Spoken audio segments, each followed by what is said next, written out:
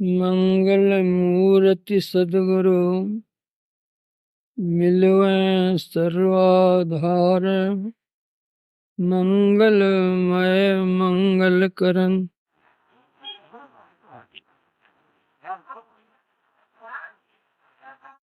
विनो बारंबार। धन्य धन्य सद्गुरु सुखद महिमा कहे न जाए।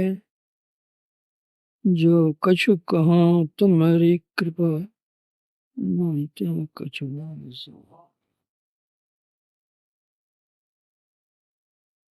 आदरणीय सज्जन वृंद तथा आदरणीय माताओं एवं बहनों,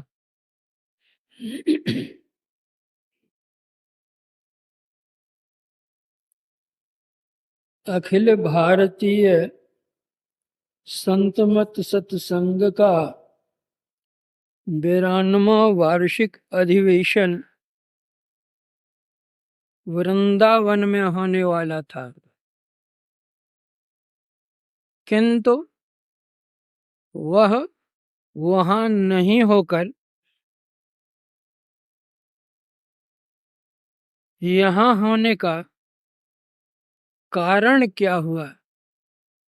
होना तो चाहिए था वृंदावन में, लेकिन हो रहा है रांची में। ऐसा क्यों? लोगों के मन में प्रश्न होगा, जिज्ञासा होगी।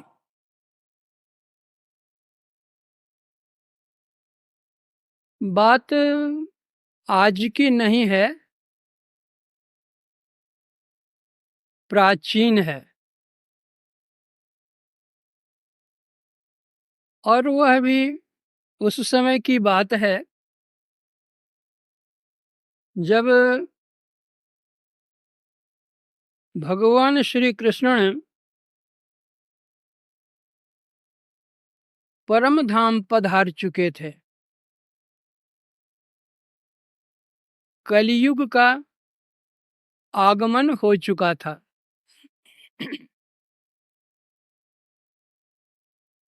नारद मुनि जी कलियुगी लीलाओं को देखते हुए इस अवनी तल पर विचरण कर रहे थे।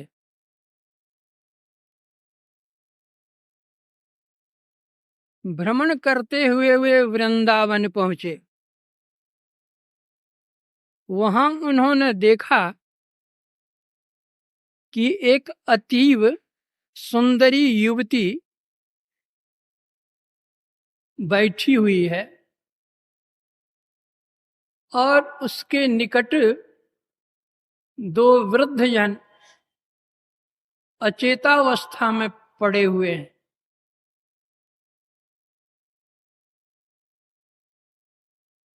उस सुंदरी के ऊपर सैकड़ों महिलाएं पंखा झल रही हैं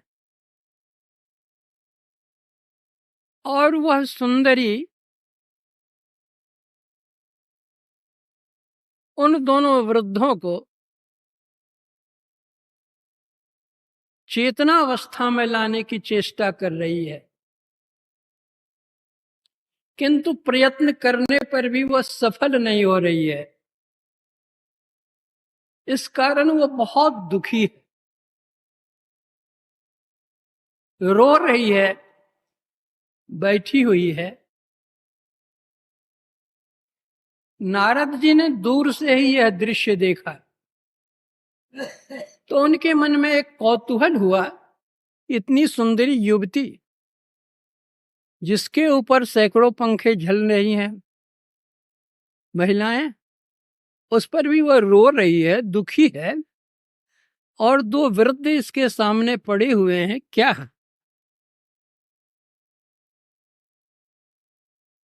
नारद मुनि जी उस सुंदरी के पास पहुंचते हैं। उस सुंदरी ने नारद जी को देखकर अपनी प्रसन्नता प्रकट की, अभिवादन किया और कहा कि आप धन्य हैं महात्मन, मैं बहुत दुखी हूं और संतों का काम तो दुख दूर करने का ही होता है, परोपकार में उनका जीवन होता है।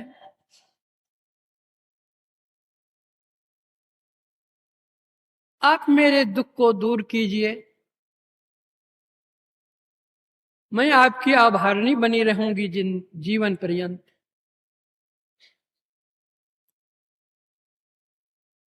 नारद मुनि जी ने पूछा कि पहले बतलाओ तुम हो कौन, अपना परिचय दो, फिर तुम बतलाओ कि तुमको क्या कष्ट है। मैं अवश्य ही चेष्टा करूंगा और तुम्हारा दुख दूर करूंगा।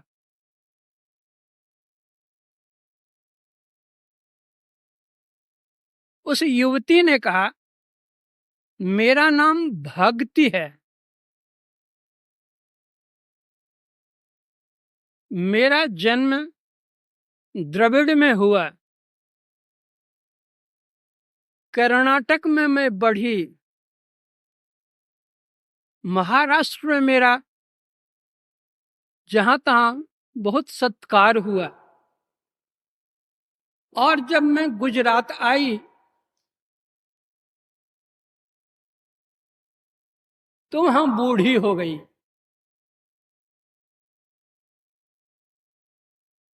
मेरा मन वहां नहीं लगा। वहां से जब वृंदावन आई हूं तो मैं पूर्व पद फिर युवती हो गई हूं। और ये जो मेरे सामने पड़े हुए हैं अचेतावस्था में, इन दोनों में से एक का नाम है ज्ञान और दूसरे का नाम है वैराग्य। ज्ञान और वैराग्य को, योग को मैं चाहती हूं चेतनावस्था में लाने के लिए, लेकिन कितनी चेष्टा करने के बावजूद भी ये दोनों होश में नहीं आ रहे हैं, बेहोश पड़े हुए हैं। आप कृपा कीजिए। नारद जी ने कहा, अच्छा तुम शांत रहो, मैं चेष्टा करता हूं। नारद जी घूमने लग गए, क्या उपाय किया जाए। तीर्थों में गए, वहां उन्होंने पंडों को देखा।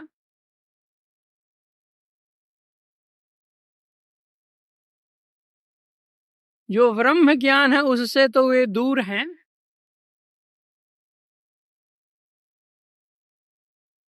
पूजा करते हैं और पूजे के सब कुछ एकत्रित करते हैं। वे घूमने लगे मठों में, धामों में, आश्रमों में।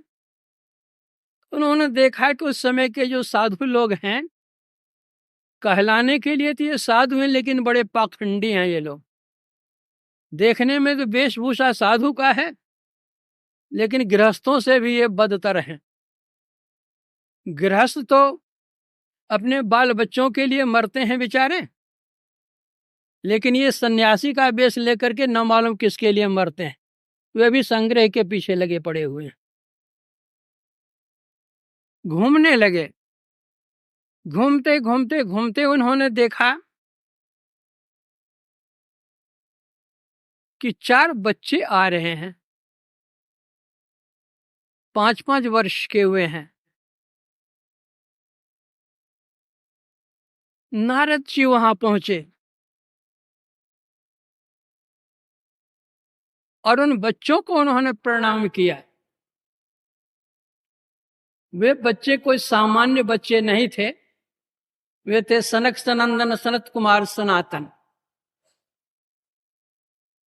नारद मुनि जी ने कहा कि आप देखने में तो बाल रूप में हैं, लेकिन आप बड़े महान हैं।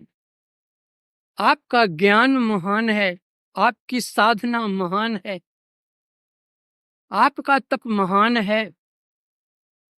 आपसे मैं कुछ ज्ञान लेने के लिए आपके पास आया। सनक सनत कुमार ने कहा, क्या चाहते हो बतलाओ।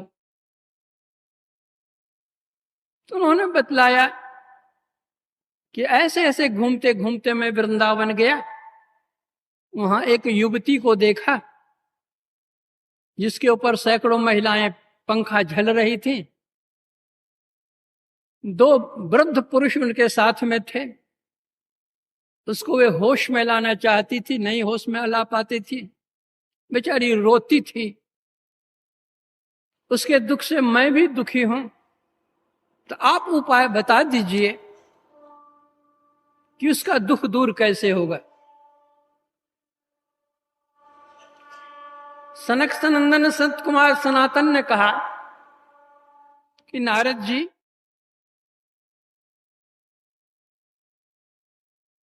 जब तक वह वृंदावन में रहेगी वह तो सुखी रहेगी, लेकिन मन से दुखी रहेगी। और ये जो दोनों उनके साथ में हैं, वे कभी होश में आने वाले वहां नहीं हैं। इसलिए उनको कहिए कि वे उस स्थान पर जाएं जहां आध्यात्म ज्ञान के महापुरुष हों और जहां सत्संग वार्ता हो। आध्यात्म ज्ञान को सुनते सुनते, सत्संग वार्ता सुनते सुनते, ये जो ज्ञान है वैराग्य है, ये दोनों होश में आ जाएंगे। तो इसलिए वृंदावन में नहीं हुआ कि वहां तो भक्ति की चर्चा ही भक्ति है, ज्ञान वैराग्य वहां तो है नहीं। तो ज्ञान वैराग्य सम्मिलित यहाँ पर आध्यात्म यज्ञ है यहाँ पर, इसलिए वृंदावन से यहाँ आ गया।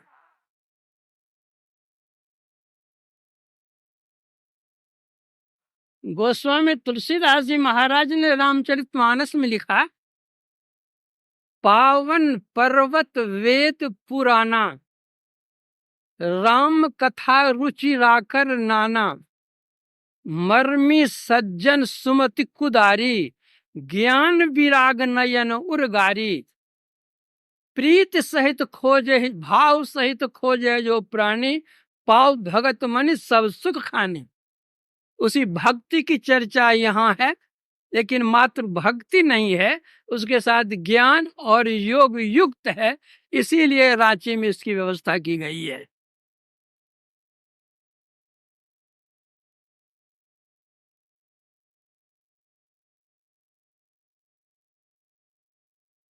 अभी आप लोगों ने पूर्व वक्ताओं से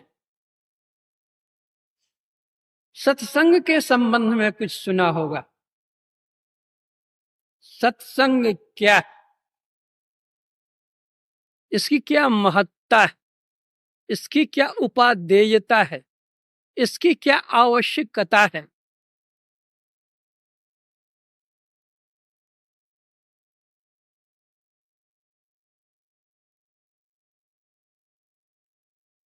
गोस्वामी तुलसीदास जी महाराज कहते हैं कि जगत के जितने प्राणी हैं सभी सुख चाहते हैं, सभी शांति चाहते हैं, सभी कल्याण चाहते हैं। प्राणियों में श्रेष्ठ मानव है, यह भी सुख चाहता है और शाश्वत सुख चाहता है, क्षणिक नहीं। वह शाश्वत सुख कहाँ मिलता है? तो वे कहते हैं, तात स्वर्ग अपवर्ग सुख, धैर्य तुला एक अंग, तूल न ताहि सकल मिली, जो सुख लो सत्संग।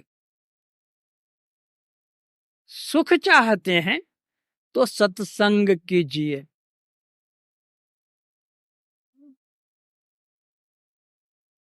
7 प्रकार के स्वर्ग हैं।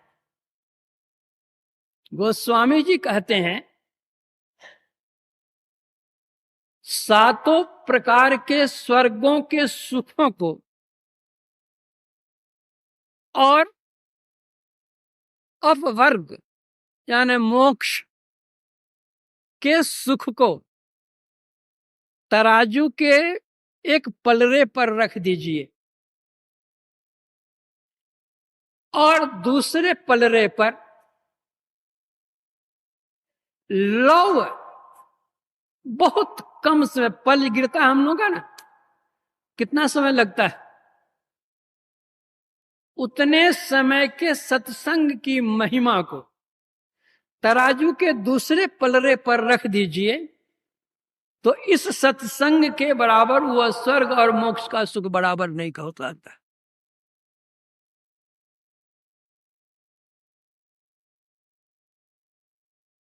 आप कहेंगे यह कैसे?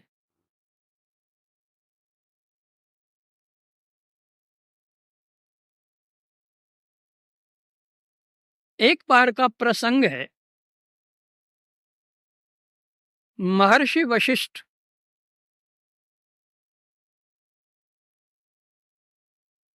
राजर्षि विश्वामित्र के यहां गए। विश्वामित्र जी ने आव भगत किया, बहुत सेवा सत्कार किया।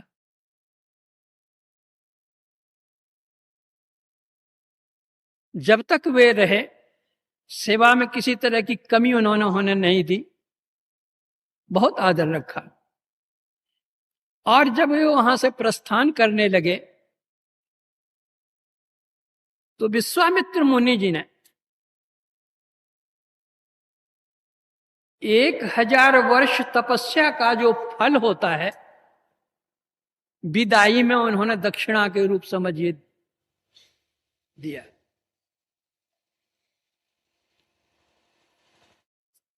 ब्रह्मर्षि वशिष्ठ जी आ गए अपने आश्रम।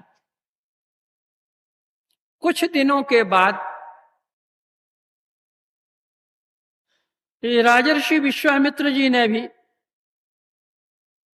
वशिष्ठ जी के यहां आने का कष्ट किया। वशिष्ठ जी ने भी बहुत अवभगत आदर सत्कार किया, रहने सहने खाने पीने सारी व्यवस्था बहुत अच्छी। जब वहां से वे प्रस्थान करने लगे तो विदाई में उन्होंने आधा पल सत्संग की महिमा दी।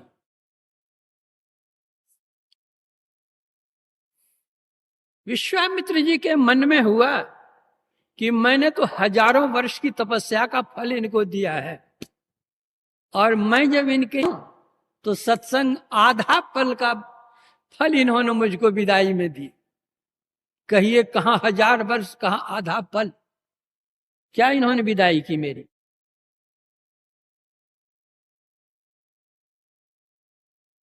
विश्वामित्र बोले तो नहीं, लेकिन मन ही मन उन्होंने सोचा।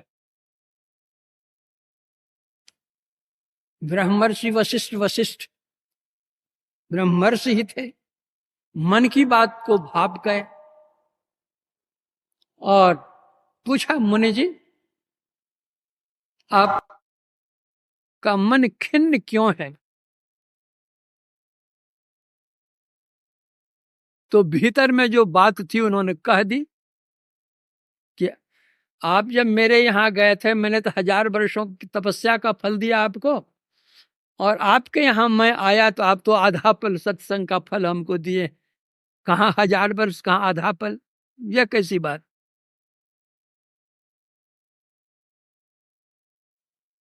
वशिष्ठ जी ने कहा कि मुनि जी ऐसा लगता है आप सत्संग की महिमा नहीं जानते। मैंने क्या दिया आपको उसका मूल्यांकन आप नहीं कर सकते।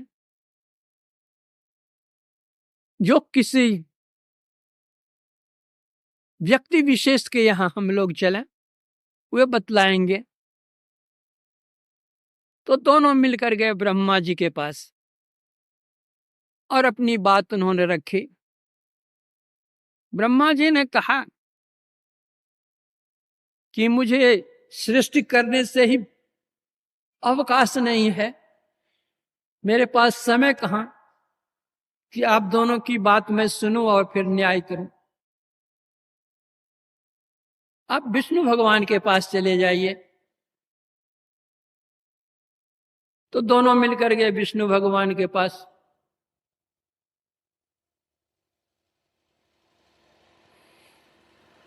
विष्णु भगवान ने भी देखा, बात सुनी। तो उन्होंने कहा, देखिए,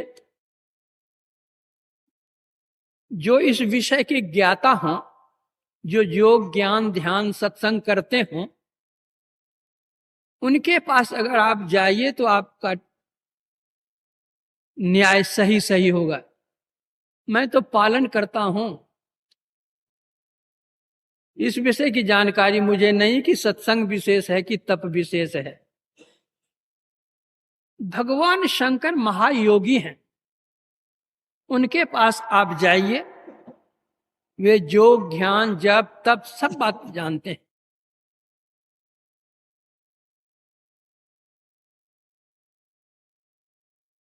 दोनों के दोनों चले आए भगवान शंकर के पास।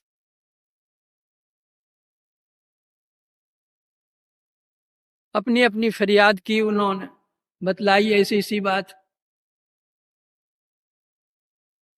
भगवान शंकर ने भी देखा कि बला कौन मोल ले, ये वशिष्ठ जी बेचारे तो शांत स्वभाव के संत हैं, ये तो कुछ बोलेंगे नहीं, लेकिन ये विश्वामित्र तो तप के धनी हैं, और तपी को अहंकार बहुत होता है। कहीं श्राप अगर दे दे तो मैं इधर का नहीं रहूंगा और उधर का रहूंगा।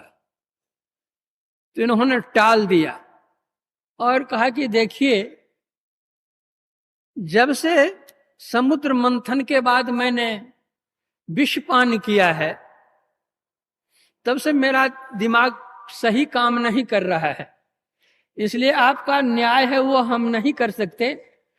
आप शेष नाग जी के पास चले जाइए, जो पृथ्वी का भार उठाए हुए हैं, वह आपका न्याय कर देंगे। दोनों मिलकर के चले गए शेषनाग जी के पास, अपनी अपनी बातें कही। तो शेषनाग जी ने कहा कि ठीक है, मैं इंसाफ कर दूंगा। आपने जो 1000 वर्ष तपस्या का फल दिया है इनको, उस फल के बल से थोड़ी देर के लिए पृथ्वी को आप रखिए, मेरा दिमाग साफ हो जाएगा, फिर मैं बतलाऊंगा। सिर पर बोझा है, मैं बतलाऊंगा क्या? हमारे सिर के बोझा को हल्का कीजिएगा तो मैं कुछ बतलाऊंगा। तो 1000 वर्ष तपस्या का फल का जोड़ लगाया उन्होंने पृथ्वी उठाने में, लेकिन पृथ्वी टस मस नहीं हुई।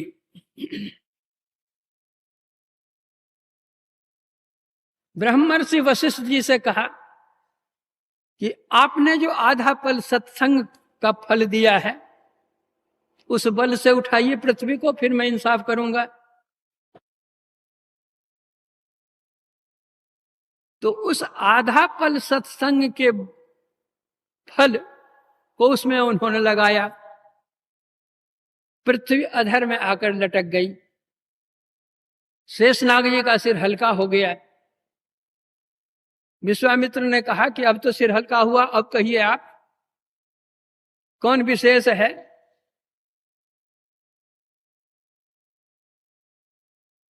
शेषनाग जी ने कहा, आप तो अपनी आंखों प्रत्यक्ष देख रहे हैं कि आपका 1000 बरस का फल कुछ नहीं काम किया, और आधा बल का फल क्या कहते पृथ्वी को लटकाए हुए है। तो कौन विशेष कौन कम, सो समझ लीजिए।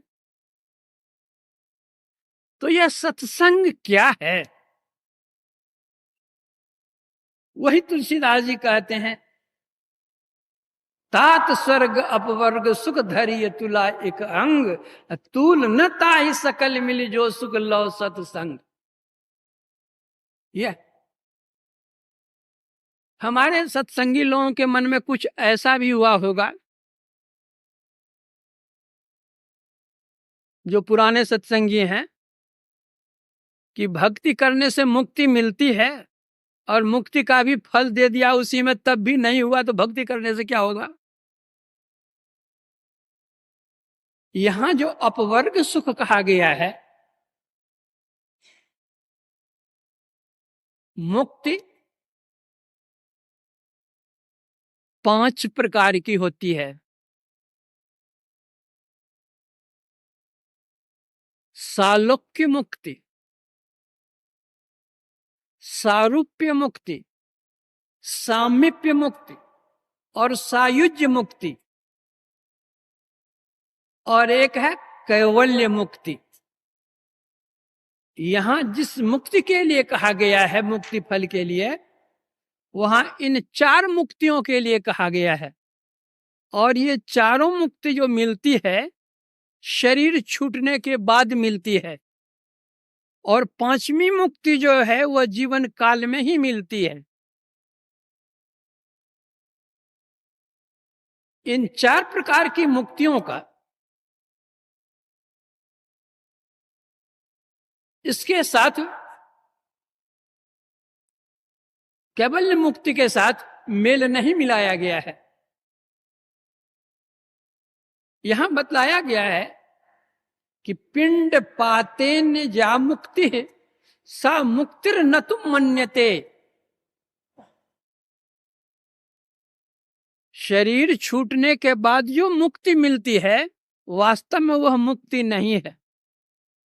जैसे शरीर छूटा, जिस देव की या जिस इष्ट की हम उपासना करते हैं, उस लोक में जाकर के हम रह गए, यह सालोक्य मुक्ति है। जैसे राम रावण के युद्ध में जितने राक्षस भगवान राम के हाथ से मारे गए थे, सबके सब बैकुंठ चले गए, मुक्ति मिल गई यहां से। तो बैकुंठ का कितना बड़ा स्थान है, कहीं जाकर के वे लोग रह गए।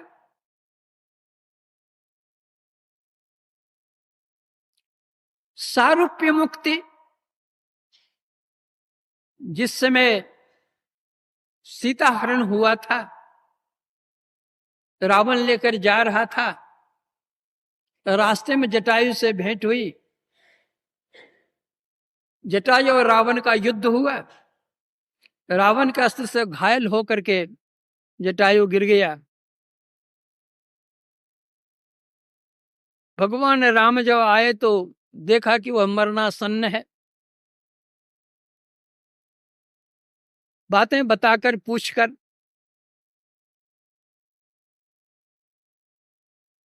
उनको भी बैकुंठ भेज दिया, मुक्ति धाम भेज दिया, और कह दिया कि सीता हरण तात जनि कहु पितासन जाए, जो मैं राम तो कुल सहित कहीं दसानन जाए।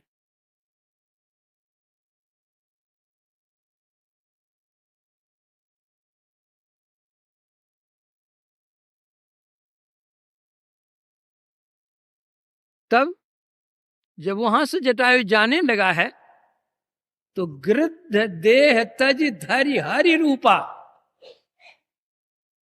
विष्णु भगवान का रूप धारण करके चतुर्भुज शरीर धारण करके चले यहां से। यह है सारूप्य मुक्ति।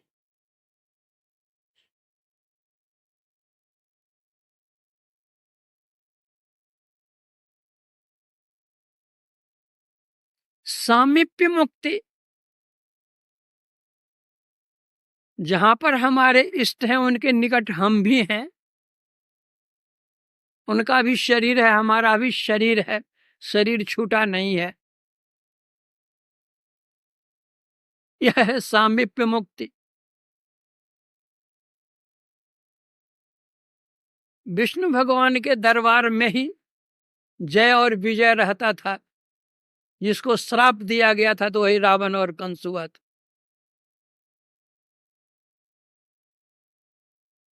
सायुज्य मुक्ति इसको कहते हैं कि अपने इष्ट के शरीर में ही समा जाना। जैसे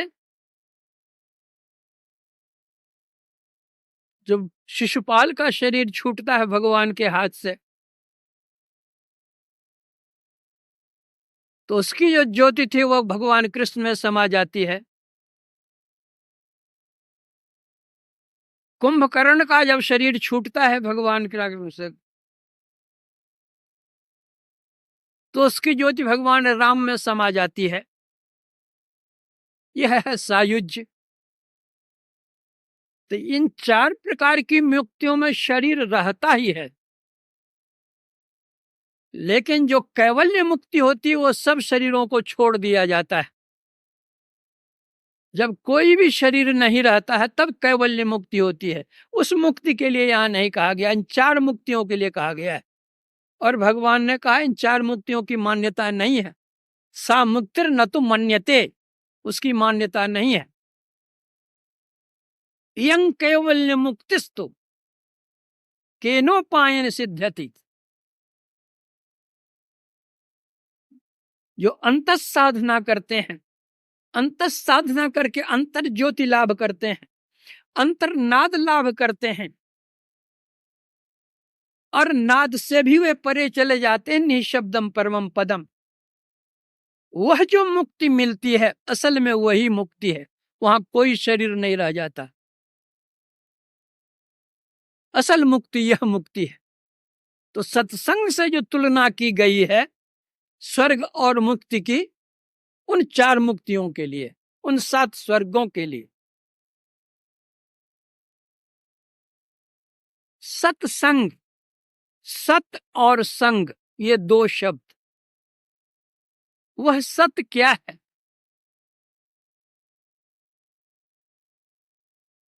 सत स्वरूप सर्वेश्वर परमात्मा है, उसी का अभिन्न अंश जीवात्मा है। यह सत है। इस अंश को उस अंशी में मिला देना, इस सत को उस सत में मिला देना, यह सर्वोत्कृष्ट सत्संग है, प्रथम श्रेणी का सत्संग है। लेकिन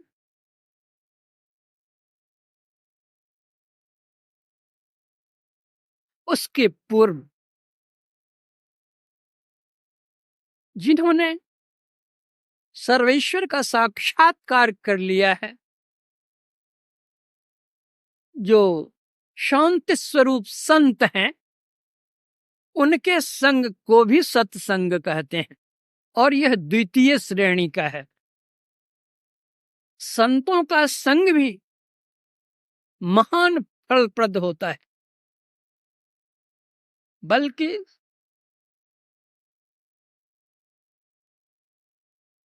संत कबीर साहब कहते हैं, परम पुरुष की आरसी संतों की ही देह, लखा जो चाहे अलख को इन्हीं में लख ले। जिस तरह से आईने में हम लोग अपना चेहरा देखते हैं, तो संत कबीर साहब कहते हैं संतों का जो शरीर है वह परम पुरुष की आरसी है, आईना है। परम पुरुष को देखने का, अपने चेहरा को देखने का है आईना हमारे सामने में। उसी तरह परम पुरुष परमात्मा को देखने का जो आईना है वह संतों का शरीर है। संतों में देखो, संत कैसे होते हैं? केवल बाल बढ़ा लेने से, या बाल मुड़ा लेने से, या गैरिक वस्त्र धारण करने से, या घर बार छोड़ देने से संत की यह परिभाषा नहीं है। संत किनको कहते हैं?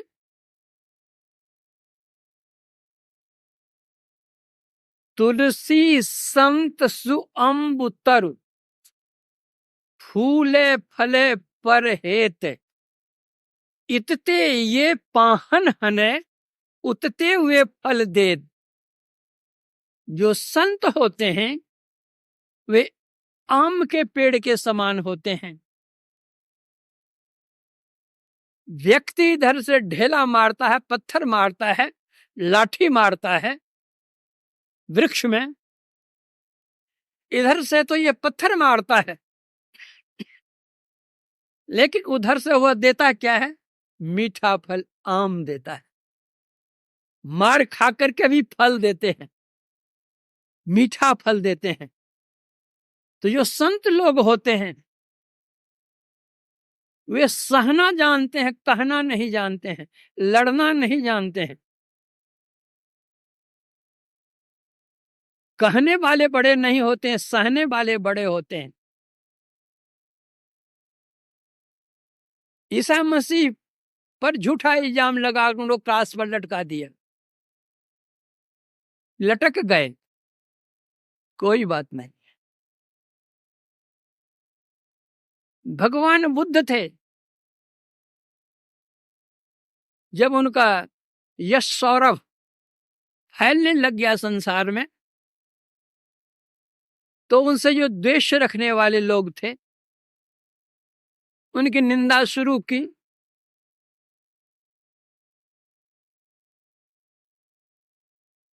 जिनको आस्था थी भगवान बुद्ध में, उन्होंने कहा कि नहीं नहीं, ऐसे वे नहीं हैं। तो उसमें से एक ने कहा कि मैं अभी तुमको बतला देता हूं कि वे कैसे नहीं है, चलो मेरे साथ दिखला देता हूं।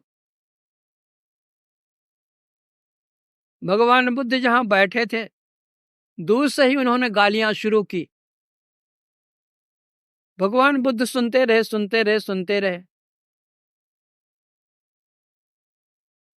जब नजदीक में वह आदमी आया तो भगवान बुद्ध कहते, आओ मित्र बैठो। तो फिर भी गालियों को बौछार कि कौन तुम्हारा मित्र है, तुम ऐसा है वैसा, अमुक है टमुक है। बोलते बोलते फिर वह चुप हुआ। तो फिर बड़े आदर से भगवान बुद्ध कहते हैं कि मित्र आओ बैठो। फिर भी वही गालियों को बौछार। फिर चुप हुए तो भगवान बुद्ध ने बड़े आदर से अपने पास में बिठाया और कहा, मित्र एक बात बतलाओ, कोई व्यक्ति कुछ संदेश लेकर किसी गृहपति के यहां जाए और वह गृहपति यदि उस संदेश को स्वीकार नहीं करे तो अतिथि क्या करेगा? उस संदेश को क्या करेगा? अपना घर ले जाएगा और क्या करेगा? कहा, तुमने मेरे लिए जितने संदेश लाए मैंने एक भी नहीं लिया।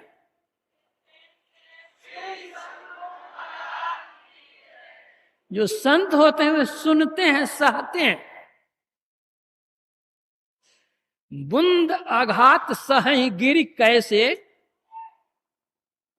खल के बचन संत सह जैसे।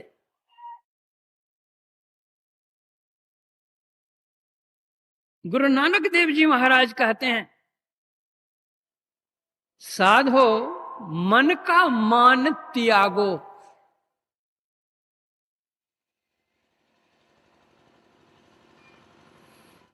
जो साधु हैं, संत हैं, उनके अंदर मान क्या अपमान क्या दोनों समान। दुख सुख दोनों सम कर जाने, अवर मान अपमाना। हर्ष शोक ते रहे अतीता, तिन जग तत्व पिछाना। अस्तुत निंदा दो त्यागे, खोजे पद निर्वाणा। जन नानक यह खेल कठिन है, को एक गुरुमुख जाना। गुरु नानक देव जी महाराज कहते हैं, जो साधु होते हैं, संत होते हैं, वे मान अपमान से ऊपर उठे हुए होते हैं, निंदा स्तुति से ऊपर उठे हुए रहते हैं, हर्ष शोक से ऊपर उठे रहते हैं।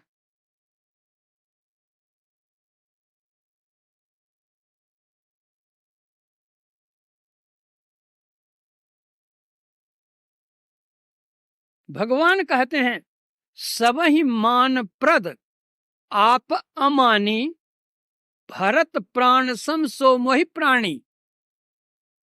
कि भरत जो दूसरे को मान देता है, स्वयं अमानी होकर के रहता है, वह मेरे प्राण के प्रिय समान प्रिय। मान खोजने पर मिलता नहीं है, मान तो स्वयं मिलता है। उस योग्य हम होंगे, पात्रता हम में होगी मान तो स्वयं आएगा। मान क्या है? बल्कि मान के लिए तो संतों ने कहा है कि मान मणि को यूं तज जस तेली पिनारे। आजकल तो खल्ली की भी कीमत हो गई है, लेकिन कबीर साहब उस जमाने में थे जब लोग तेल ले लेते थे खल्ली को फेंक देते थे। तो कबीर साहब कहते हैं मान मणि को यूं तजे जस तेली पिनारे। तो गुरु नानक देव जी कहते हैं मन का मान त्यागो।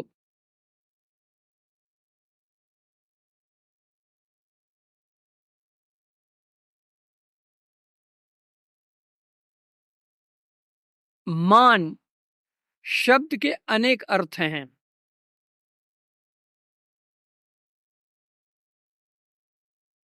और जब हम देखते हैं कि जैसे हम हैं वैसे वो हैं, सम है दोनों, तो हम करने लग जाते हैं सम्मान। और जब हम देखते हैं कि हमसे ये बेसी हैं और हम इनसे कम हैं, तो उनके साथ तो हम पूज लगा देते हैं, अपने साथ यज लगा लेते हैं। अर्थात उनको हम पूजमान बना देते हैं और अपने को यजमान बन जाते हैं। यह है मान। तो गुरु नानक देव जी महाराज मन का मान त्यागो, छोड़ो। जो संत होते हैं मान करो तो ठीक है, अपमान करो तो ठीक, उनके लिए लाभ हानि कर। उनका कोई अपना एक परिवार छोटा सा नहीं होता है। संतों का परिवार विश्व होता है, वसुधैव कुटुंबकम होता है।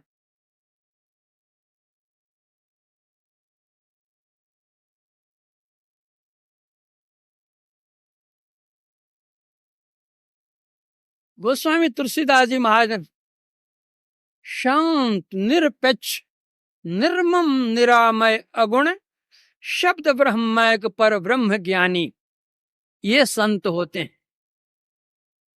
निर्मम, ममता नहीं। ममता किससे? तुलसी ममता राम सो। वे अपने परिवार की ममता में नहीं रहते।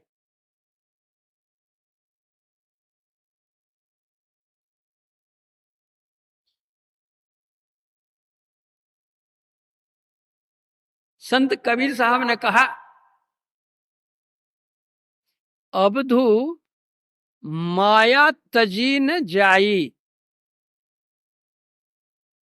घर को तज के मठिया कीना, नारी तज के चेरी, आ बेटा तज के चेला कीना तो मति माया घेरी। ये संत नहीं होते। अपने घर को तो छोड़ दिया लेकिन मठिया बनाने में लग गए। अपनी पत्नी को तो छोड़ दिया लेकिन चेली को नहीं छोड़ सकते हैं। अपने बेटा को तो छोड़ दिया लेकिन चेला को नहीं छोड़ सकते। जो चेला पढ़ेगा दिन को कहो रात, रात को कहो दिन, तो कहने के लिए करने को तैयार है। ऐसे संत नहीं होते।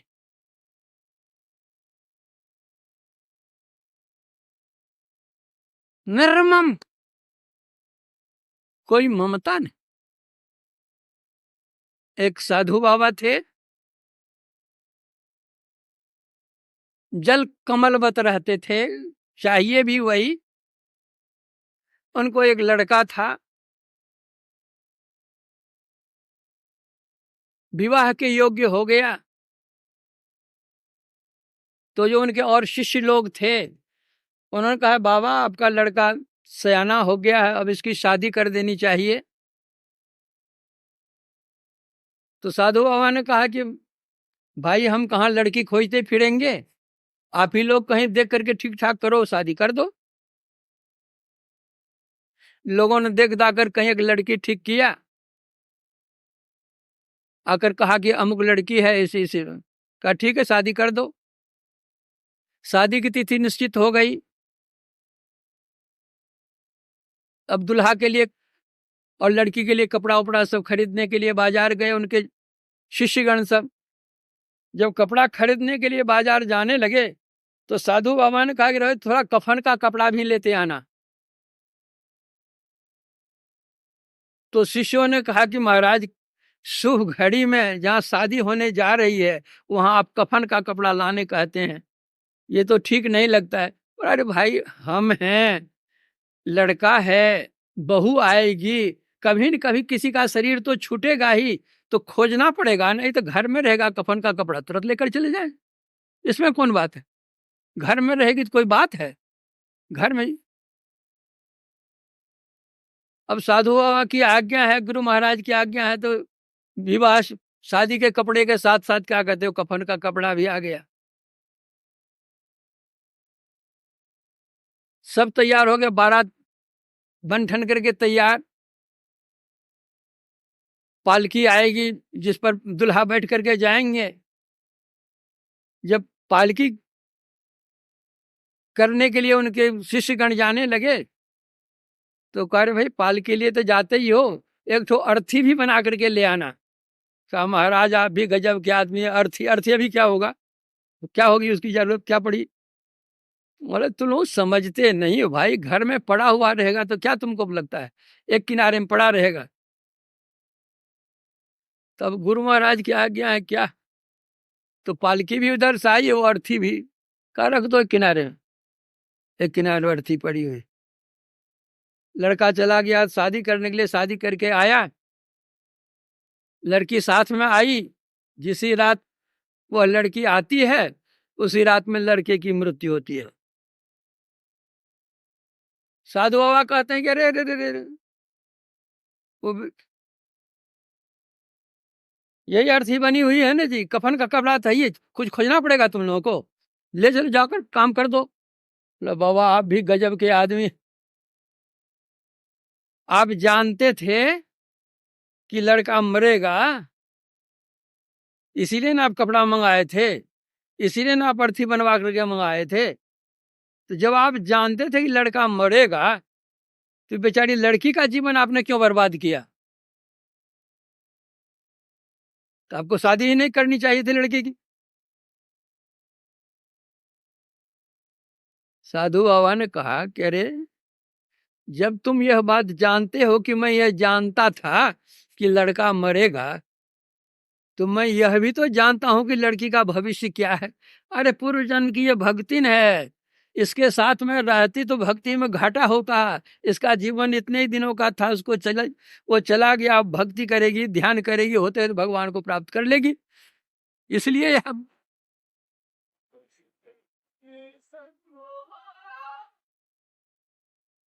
तो जो संत होते हैं, तुलसी ममता राम सो, परिवार से नहीं, राम सो ममता, और संसार से समता, सब संसार, राग न, रोष न, दोष दुख, ऐसे जो दास होते हैं, भक्त होते हैं, संत होते हैं, दास भये भव पार, वही संसार सागर को पार करते हैं। तो ऐसे संत का जो संग होता है यह भी बड़ा भाग्य होता है। इसीलिए भगवान राम ने कहा कि बड़े भाग पाइये सत्संगा, बिनहि प्रयास होय भव भंगा। तो जो बड़ भागी होते हैं उनको ऐसे संतों के संग मिलते हैं, सानिध्य मिलता है। लेकिन ऐसे संतों का संग भी दुर्लभ है। सत्संगति दुर्लभ संसारा, निमिष दंड भरी एकौ बारा। तब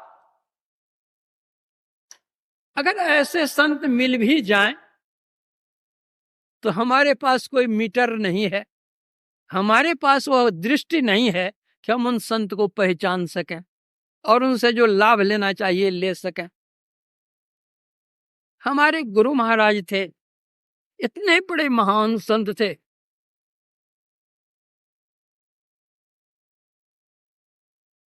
कितने को उनका सानिध्य प्राप्त हुआ और कितने ने क्या उनसे लिया। हम लोग क्या ले सके उनसे? देने के लिए तो सब कुछ खोल दिए। सतगुरु सब कुछ दीन, देत कछु ना रहो, हम ही अभागिन नारी सुख तज दुख ले आओ। गई पिया के महल पिया संग ना रची, हृदय कपट रहो छाए मान लज्जा भरी।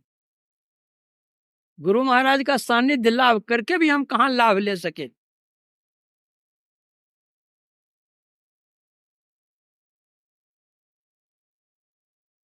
गंगा जी की धारा बहती है। गंगा जी किसी को नहीं कहती कि तुमको 1 किलो जल दूंगी, कि तुमको 1 क्विंटल जल दूंगी, कि तुमको इतने 1 टन जल दूंगी। जितना बड़ा पात्र हमारे पास है गंगा जी से उतना जल हम ले आते हैं। उसी तरह गुरु कृपा तो प्रवाहित होती रह रही है, धारा बह रही है, तब भी बहती थी अब भी बह रही है। लेकिन पात्र हमारे पास जितना बड़ा होगा उतना ही तो हम लेंगे, बेसी कहां से ले सकेंगे, अटेगा कहां से।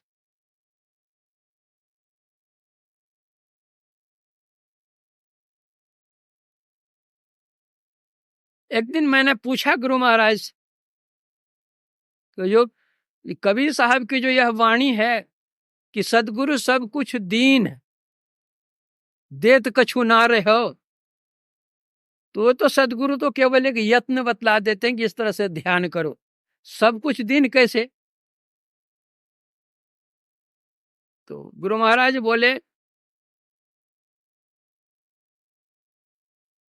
कि कोई अपने खजाने की चाबी अगर आपको दे दे तो खजाना का सब आपको मिल गया कि बाकी रह गया? और सब मिल गया, जब चाबी दे दी तो जब चाहे ले लेंगे हम। तो उसी तरह परमात्मा को पाने की चाबी तो दे दी गई है, पर माँ है तो खजाना है, अब खोलिए और लीजिए।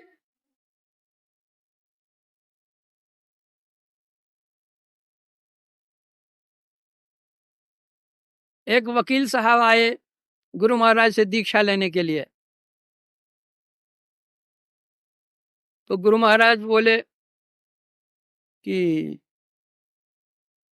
मेरा नाम लेकर कि उनसे दीक्षा ले लीजिए, आजकल मैं दीक्षा नहीं देता हूं, उनसे दीक्षा ले लीजिए। तो वकील साहब ही ठहले बहस करने वाले होते हैं ना वकील। तो गुरु महाराज से वे कहते हैं कि हुजूर मेरा तो मन था आपसे ही दीक्षा लेने का, लेकिन आप कहते हैं उनसे दीक्षा लीजिए।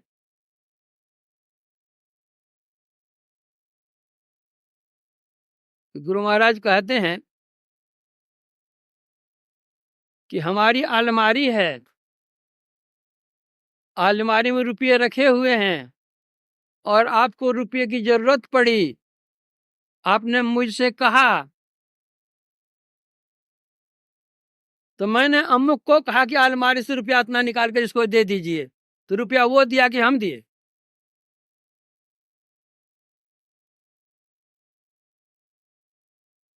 उसी तरह हम तो उनको आज्ञा दी है, तो हमारी अलमारी से निकाल करके वे देते हैं कि वो अपना थोड़े देते हैं। तो फिर वो के साहब ने मुझे भजन भेद लिया। तो सदगुरु सब कुछ दीन देत कछु ना रहो, हम ही अभागन नार सुख तज दुख ले।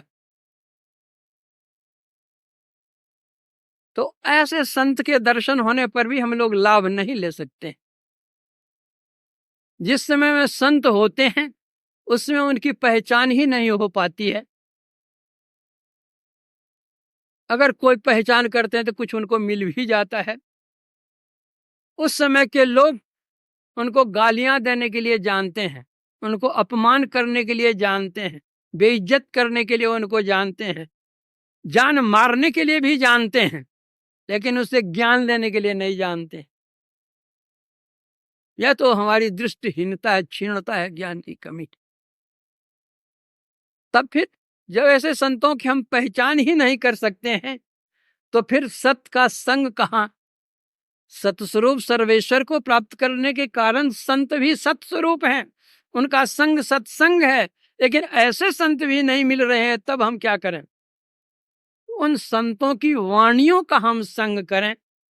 वे जितने संत हुए सभी संत सत वचन ही कहे हैं, इसलिए उन संतों की वाणी का हम संग करें। उन्होंने क्या कहा है उसके अनुकूल हम अपना आचरण बनाए, हमारा जीवन कल्याण में।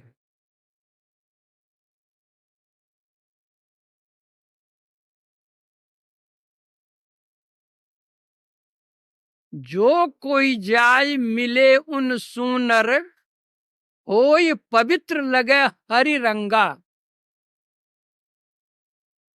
दोष कलंक सबे मिट जाए, जो नीच हो जाए सो होय उतंका। जो को नीर मलिन महाअति, गंग मिले होई जात है गंगा। सुंदर शुद्ध करे तत्काल, जो है जग माहि बड़ो सत्संगा। जिस नदी का जल समुद्र गंगा जी में जाकर के मिल जाता है, वह पवित्र हो जाता है, वह भी गंगा जल ही हो जाता है।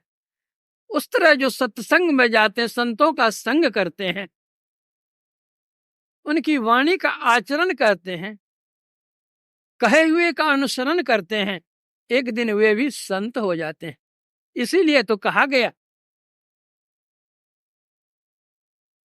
पारस और संत में यही अंतरो जान। वह लोहा सोना करे, वह कर ले आप समान। संत और पारस में अंतर क्या है? पारस यह है कि जो पारस है वह लोहे को सोना बना सकता है, लेकिन पारस नहीं बना सकता है।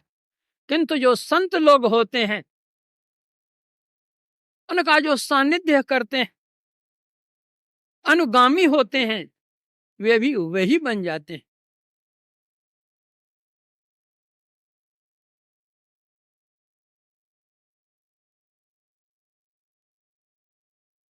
सत और संग, सत और असत, ये दोनों सापेक्ष शब्द हैं।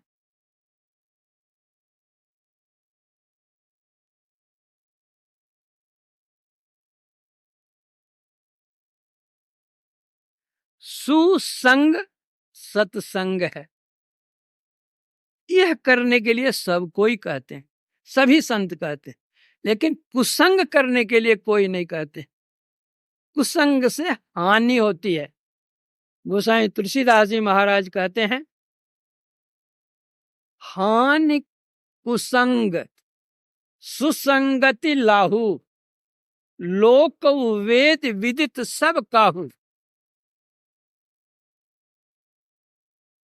जो अच्छे लोगों का संग करते, अच्छी संगति करते हैं, उनका फल अच्छा होता है। और जो बुरे लोगों का संग करते हैं, कुसंग करते हैं, उसका फल बुरा होता है। एक हंस था, वैशाख जेठ की दोपहरी में एक छायादार वृक्ष की डाल पर आकर बैठ गया। शीतल मंद समीर चल रहा था, उसमें वह आराम से बेचारा हंस बैठा हुआ था। उसी जंगल में एक शिकारी शिकार करते हुए आया और श्रांत क्लान होकर उसी पेड़ के नीचे वह लेट गया, सो गया। इतने में एक कौवा आता है और हंस के नजदीक बैठ जाता उसी डाल पर। ठीक उसी के नीचे वह शिकारी सोया हुआ था। कौवा ऊपर से बीट कर देता है शिकारी के शरीर। जब शिकारी की नींद टूटती है तो देखता है कि अपने कपड़े पर बीट, चिड़िया का कौन है भाई। ऊपर नजर करता है, देखता है कि हंस बैठा हुआ है। निशाना किया तीर का, किसी ने बीट किया मेरे शरीर पर। तीर छोड़ता है, हंस को लगता है। मरते हुए हंस कहता है कि थोड़ी देर कुसंग करने के बाद कारण तो मेरी जान जाती है, और जो जीवन में बराबर कुसंग करता रहता उसकी क्या हालत होगी।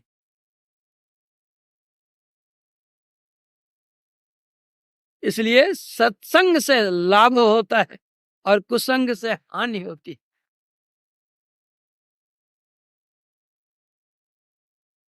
भगवान परमात्मा सर्वव्यापक होने के कारण सब में हैं।